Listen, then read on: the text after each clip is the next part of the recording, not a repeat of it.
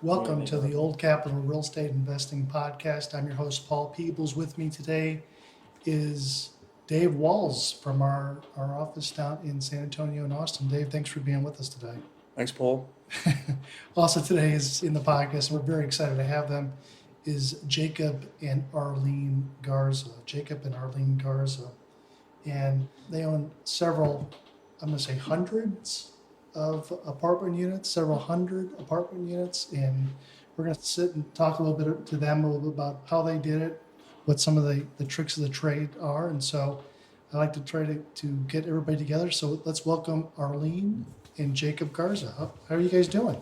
We're doing very well. Thanks for having us today, Paul. Thanks for having us, Paul. We're enjoying spending time with Old Capital. Well, thank you. So kind of want to talk a little bit about how you guys got into multifamily ownership. So I'm going to talk a little bit to Jacob.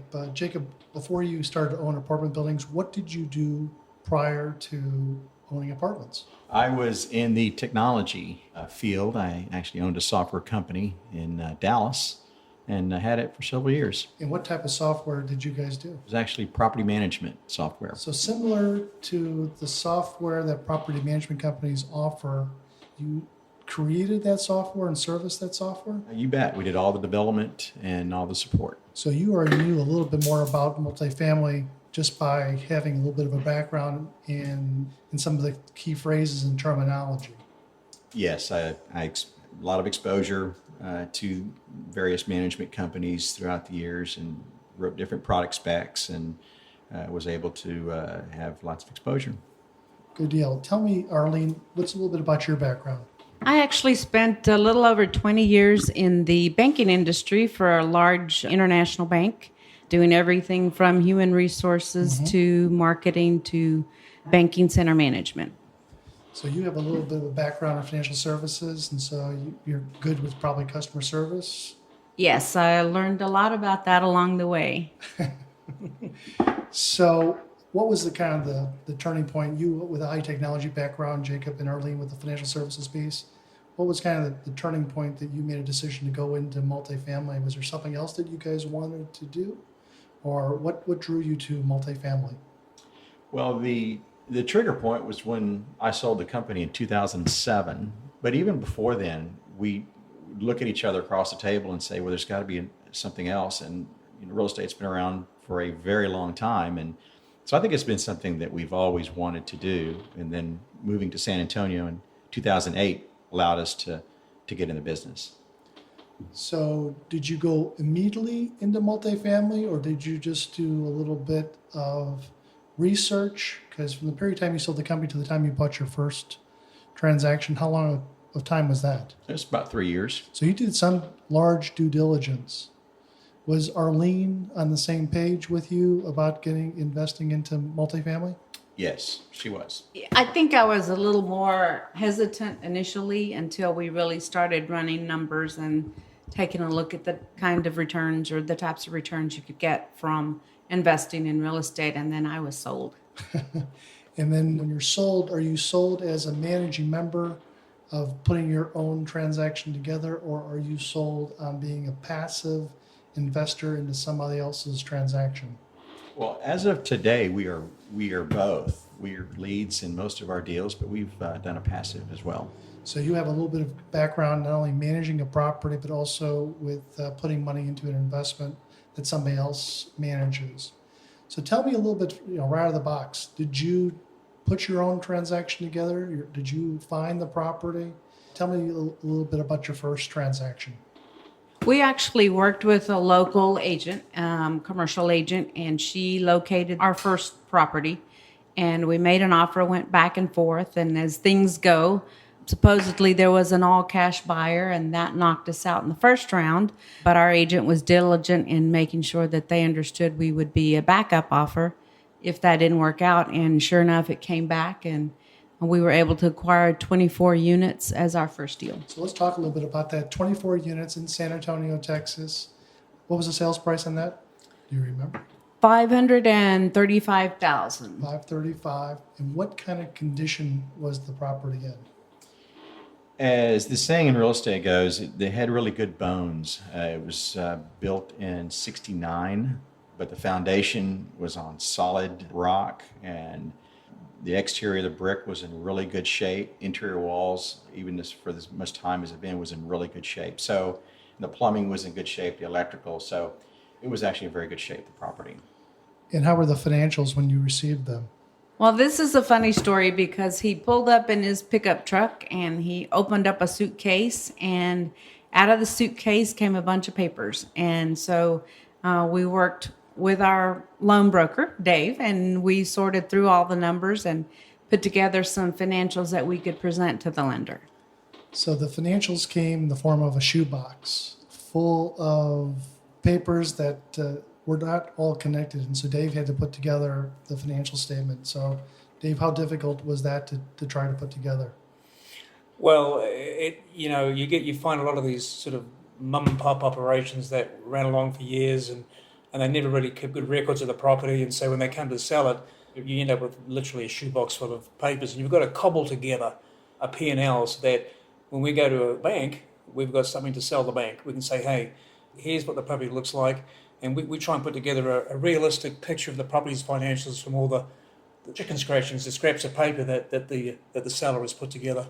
So the seller would be penalized if they could not produce financial statements, and the seller would be penalized if they couldn't put together financial statements that made sense. And what Dave had done with the help of Arlene and Jacob and their brokers kind of put everything back together on the behalf of the mom and pop seller of the property. And so you did the loan through a regional bank down in San Antonio. Do you remember, Dave, what type of terms that were done? It's a 25-year AM, which was great because it's an older property, and it's hard to get a 25-year amortization on an older property because of the economic life that gets assigned to that property. We were lucky we got a 25-year AM. It was a 5-year term. The interest rate was in the low fours, I think. Yes. So it was a great deal. I mean, considering the overall dynamics of the deal, they were good rates. And so when you guys bought the property, what type of rehab did you guys have to put into the property? And did you do the rehab yourself? Well, yeah, we did do the rehab ourselves. And the other side of the story, as far as the rehab is concerned, or the actual state of the property, the exterior was in fairly good shape, but the interior had a lot of deferred maintenance. And it really reflected when we did our due diligence before buying the property and realized market rates were undervalued quite a bit. So, Did the pool have any water in it? yes. It actually had water in it. It wasn't. What color was the water? It was not crystal blue. It was closer to green. And in speaking to the residents after we took over, they had not been allowed to use the pool for the previous 3 years. Wow.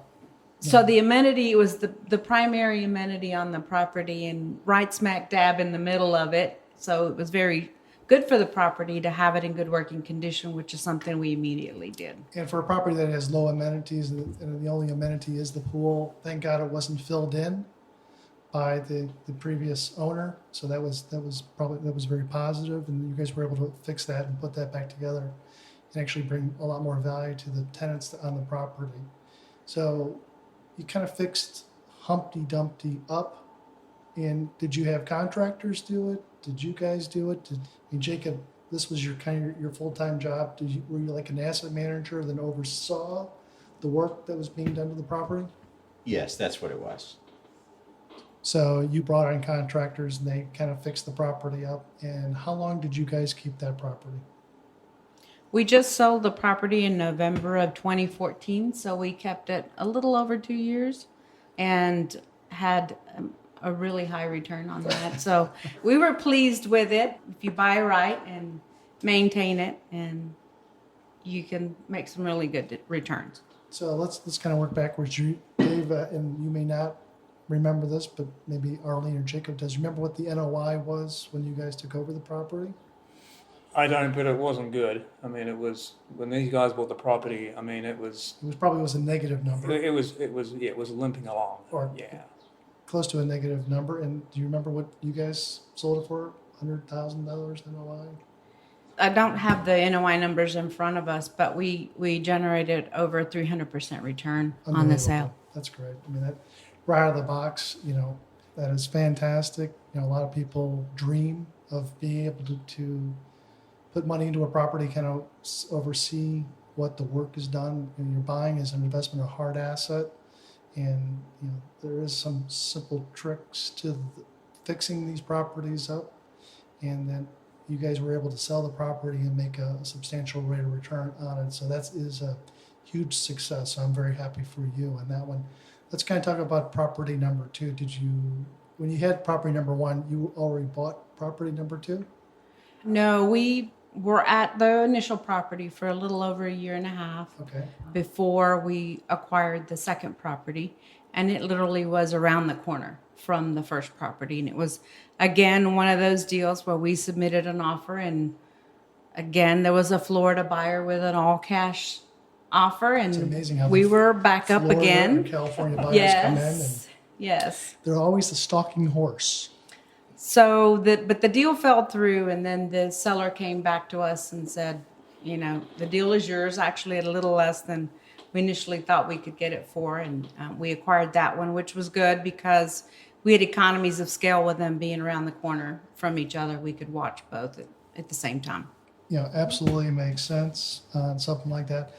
How many units was deal number 2?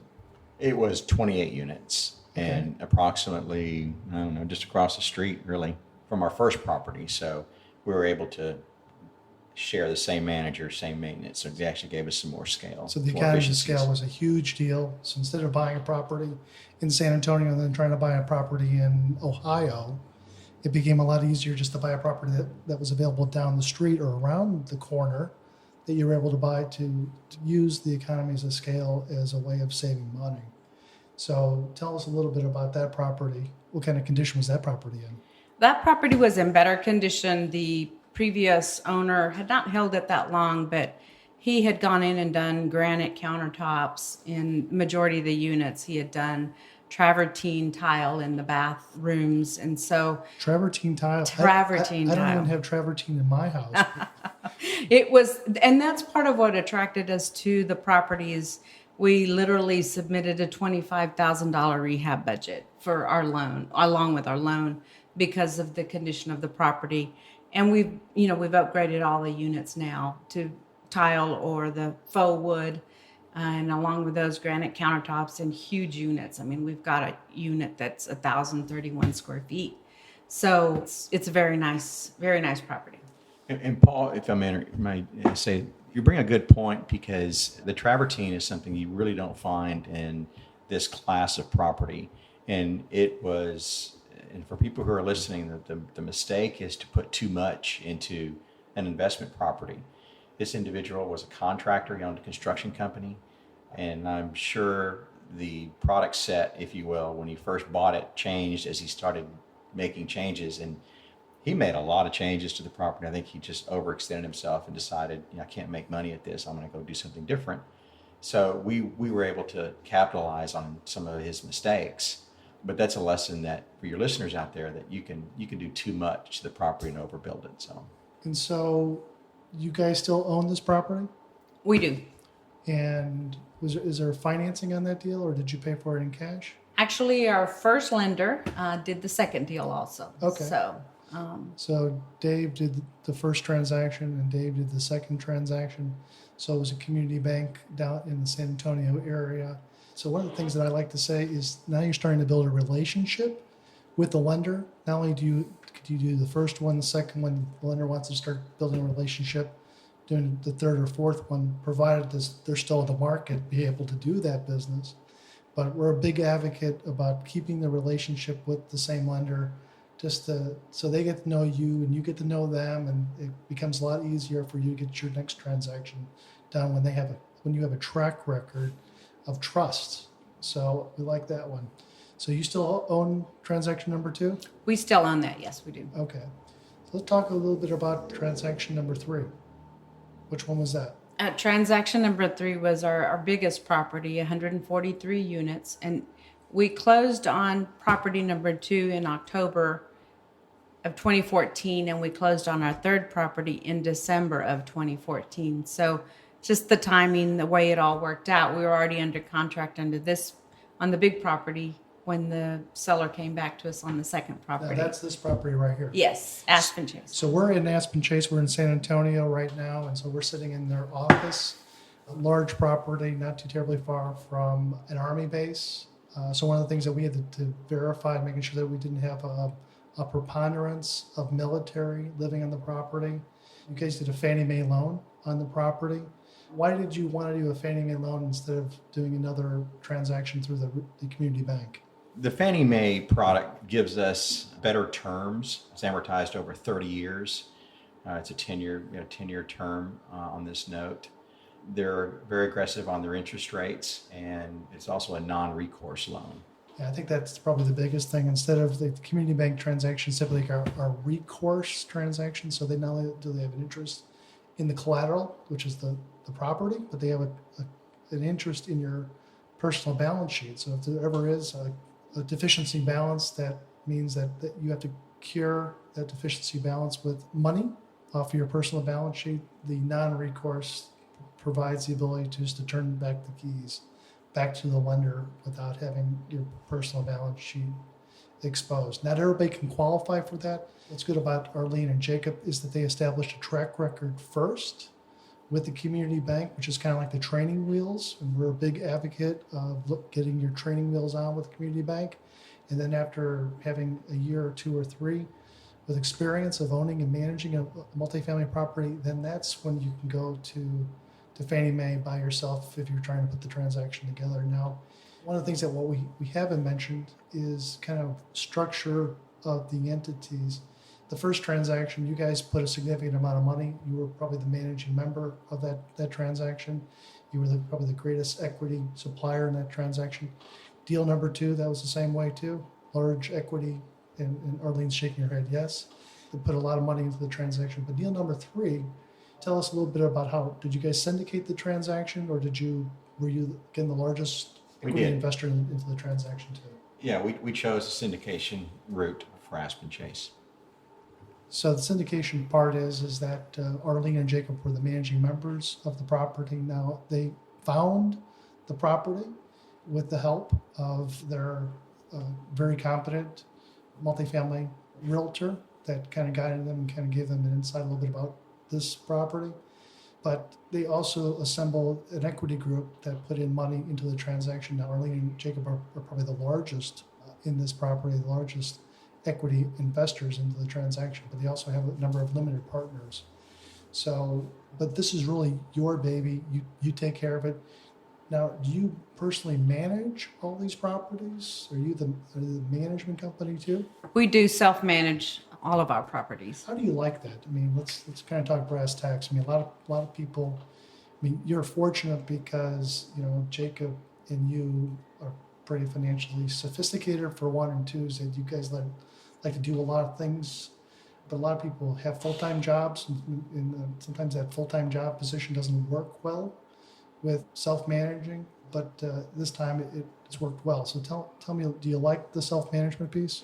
Yes, initially with our first property, it was how we gained experience by doing the leasing, by managing the contractors, doing all of the accounting. You really get a good sense for what is involved with managing real estate. Did you take a CAMS or a CAPS class? Jacob and I are both certified apartment managers through the National Apartment Association. Yeah, we thoroughly recommend anybody, of course, that's going to self-manage the property can understand a little bit more about that, and they can take a course through the Apartment Association that will teach them in depth with some case studies and some really hands-on analysis about how to manage the property. So now that you're property managers, any funny stories with the property tenants? Oh, I always joke and say that we could have a reality show if somebody wanted to follow us around with a camera. For the most part, the residents are all very good. Every once in a while, like for example, our first property, we encountered a hoarder.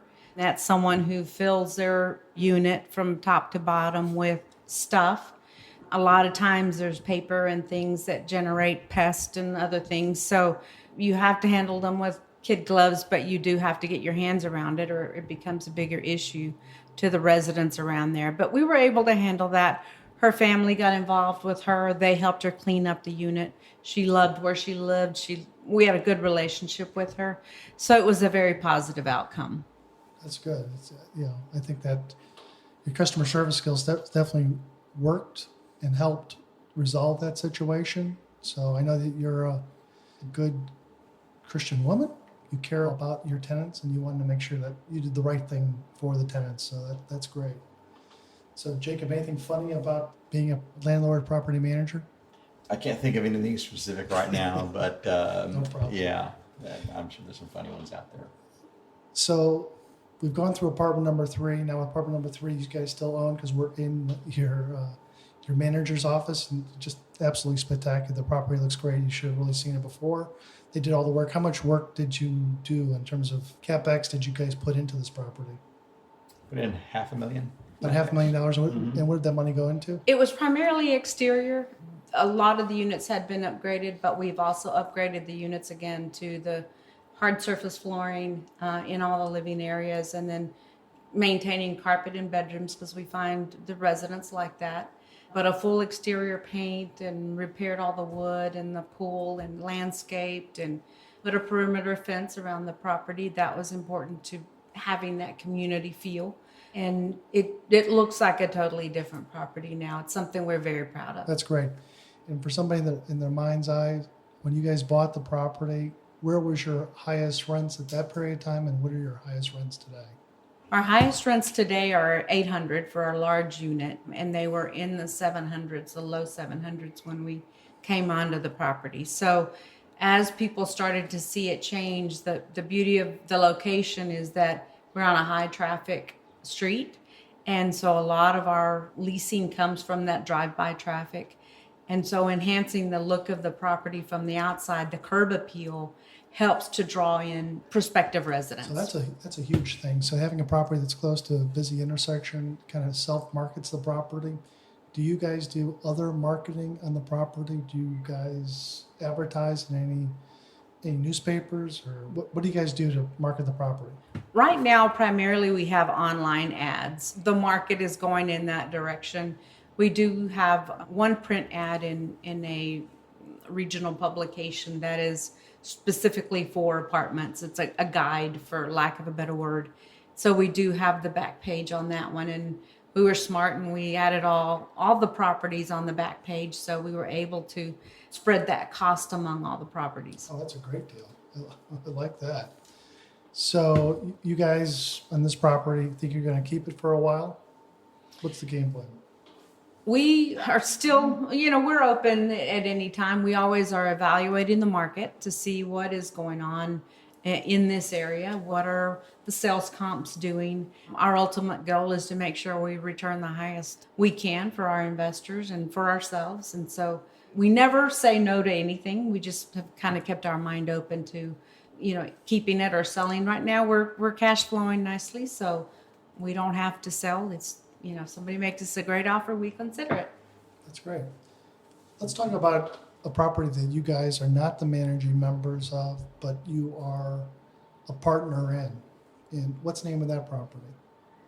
Darby Square. Darby Square. So you guys were just an investor into the transaction. And how were you brought in? Was it, did you know the person that was putting it together and you said, hey, listen, that's a great deal. I think I'm going to put some money into it? Or how were you brought to that transaction? Yeah, the leads in this particular deal were passives in one of our deals. Okay. And we met them through an investment group. Okay. So you kind of switch roles where they were passives in your group and now that you were going to be passive in their group. Mm-hmm. So that's great. I think the nice thing about the relationships we've built with our investors is we are very willing to share what we've learned along the way. Some things that others thought, basically taught us, and other things that we learned through experience. So we were able to provide some guidance for them on their first deal, and they were, good and passive investors in our deal. So it worked both ways. So that's something that's kind of unique, that Arlene and Jacob share their general knowledge. They have no problems with partners in their groups. They pull back the curtain and kind of tell people a little bit about exactly how the properties works and runs, and then gives that person who wants to take over a new role to be a managing member in their own transaction. In this case, Jacob and Arlene supported them by putting money into that transaction. How big is that Darby property? It's 78 units. 78 units. That's a pretty good sized property. In fact, this was their first deal on this property. Did you guys sign with them as KPs? We did. So they did a Fannie Mae loan on that transaction too? They have a Fannie Mae non-recourse loan. I think that's an important point that I think we should kind of turn out a little bit on, is that Fannie Mae, if you don't have experience, they really would like for you to have somebody that does have experience to be a KP or key principal into the transaction. And so this group put the transaction together, but they did not have the experience to be a KP. And so Jacob and Arlene kind of signed their name onto the guarantee. If it's a non-recourse loan, but they signed on the guarantee that they would stand behind the transaction. So that's a good way of kind of earning your Gold Club card or your Country Club card into ownership with a multifamily property. When you don't have experience, you have somebody signed that has experience into the transaction. So we definitely like to see that type of stuff. So what's the game plan for that property for you? Is it you're going to keep that property for a while too? I think, again, we're not the leads on that one. They have taken a leadership role on that. We do provide guidance, and in the end, we'll all determine, when the right time is to sell. But for now, we're keeping it. Again, it's cash flowing nicely, and some investors come into your deal because they're looking for cash flow. They're retired, would like to supplement what they're getting, and so sometimes that ends up being the carrot for them in as far as investing. And others want deals where it's a value play and they're going to turn around and fix it and sell it and have a capital gain and gain their money that way. So for us, we've kind of got a mix of everything going on. So Well, you guys now own hundreds of apartments here in the San Antonio area, so that's going from zero to hundreds is just absolutely amazing. Now looking back, we kind of talked about this first, about being hesitant first about being an investor. If you were sitting out there, somebody that has not done it, and you kind of look to yourself 5 years ago or 6 years ago or 7 years ago before you started doing this, what is your kind of words of wisdom to, say, newbies that are looking to get into the multifamily business? Would you encourage it? Would you discourage it? What are some of the things that you'd want them to understand that you learned through hard knocks? Well, I'll say, if you have the desire, you can get into real estate and be very successful. I think the difference is when you build your team, you should look for experienced people who have been in the real estate business before. Take, for example, Old Capital. We had no idea what the underwriting process was going to be. And I can remember meeting with Dave, and we were fairly specific with how this transaction was going to get underwritten and we were going to close and all the documentation we need to provide. And I tell you, I looked at Arlene and I said, you've got to be kidding me. This is going to be a long process. What you guys did, what Dave was so good at doing, was he worked, he knew exactly what to ask for from us. He provided to the lender timely. He cut out all the fluff, and we were working with very experienced lenders. So Dave knew who to go to, and it made the process very seamless.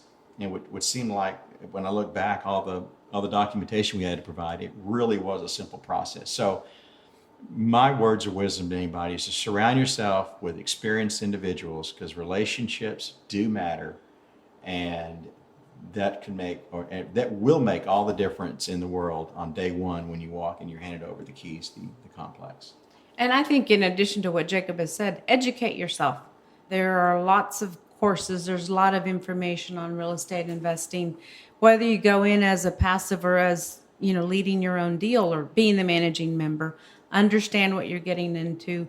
Understand the analysis part of the deal. As I said earlier, if you buy right, then you're probably going to end up all right and on the back end.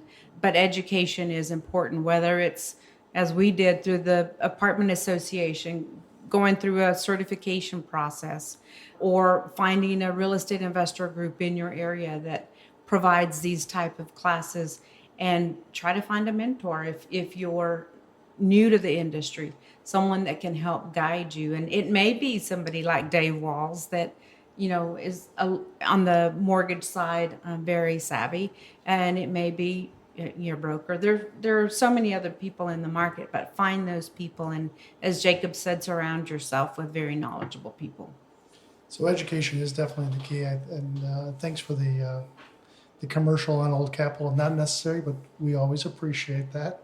We weren't asking for that, but I stand by what Arlene and Jacob says. Surround yourself with the smartest people you can find out there, the people that have done it before, that have gone through the forest, that can guide you how to get it done. It is not too terribly difficult, but it can be tricky, and you want to talk with people that kind of know what they're doing, whether it's finance or HVAC or property management software or property management people and human resources people. What should we be paying a maintenance person? What should we be paying a manager of the property? You kind of have to pull the curtain back and talk with some people that are actually doing it and are into it. Well, I can't thank you enough, Arlene and Jacob, for spending some time. We came down to San Antonio, just absolutely love this property that we're on. And I know that you're looking at other transactions in the future. And if anybody wanted to get a hold of you guys, what's the best email address to get a hold of you? Yeah, you can get a hold of us. Our email addresses are easy to remember. You can get me at jacob@jacobgarza.com. Or Arleen at arlenegarza.com. And I'll spell it for you because my mom did me a favor and didn't spell it the normal way. So it's ARLEEN at arlenegarza.com. That's great. Dave, thanks for hanging out. And Jacob, Arlene, thanks for hanging out with us too. We appreciate it. Thanks for having us. Thank you.